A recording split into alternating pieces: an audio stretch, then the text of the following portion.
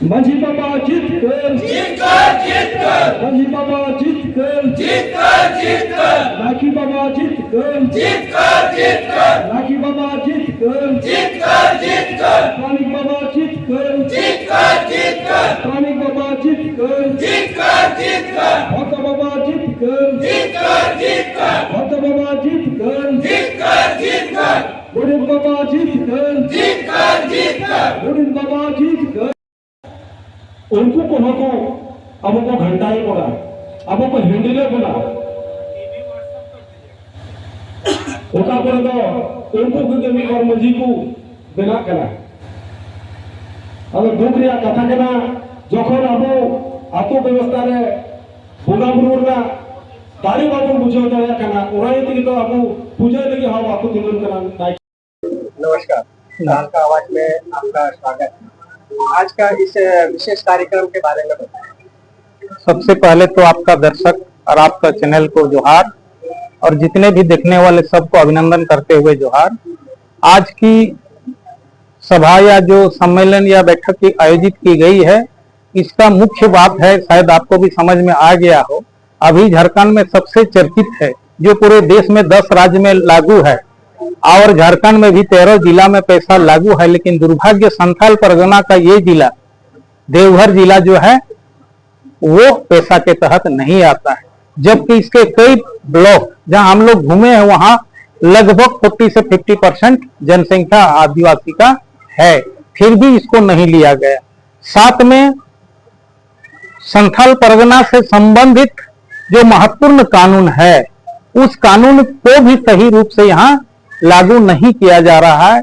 साथ में आदिवासियों का, खास करके संथाल समुदाय का जो सबसे सशक्त मंझी परगना व्यवस्था, जिससे लोकतंत्र इससे ही लोकतंत्र आया है और ये संथाल आदिवासी लोग जो है प्रजातंत्र में जीते हैं, लोकतंत्र में ये जीते हैं और आज इनको ही प्रजातंत्र सिखाने की बात हो रहा है और जिसके चलते एन केन प्रकारन इस संगठन को कमजोर करने के लिए यथासंभव लोग कोशिश कर रहे हैं। इसी संदर्भ में विचार करने हेतु आज ये सभा बुलाई गई। धन्यवाद। आज के बैठक में क्या निर्णय लिया गया?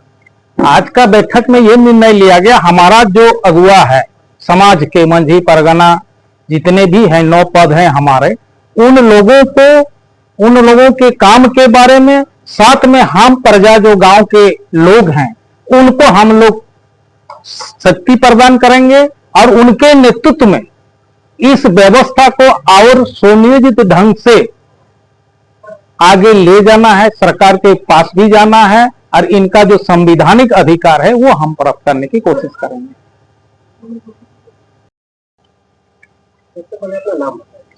मैं सुनील कुमार हांसदा, माझी परगना सरदार महासभा जनता के जिला अध्यक्ष हैं। आगे आप सरकार तक कैसे ले जाएंगे आपकी बात? देखिए, आज की बैठक बहुत महत्वपूर्ण है और ये माझी परगना व्यवस्था की जो बात हो रही है, वकाई झारखंड की पूर्व सरकार 2018 में सम्मान राशि पास की है।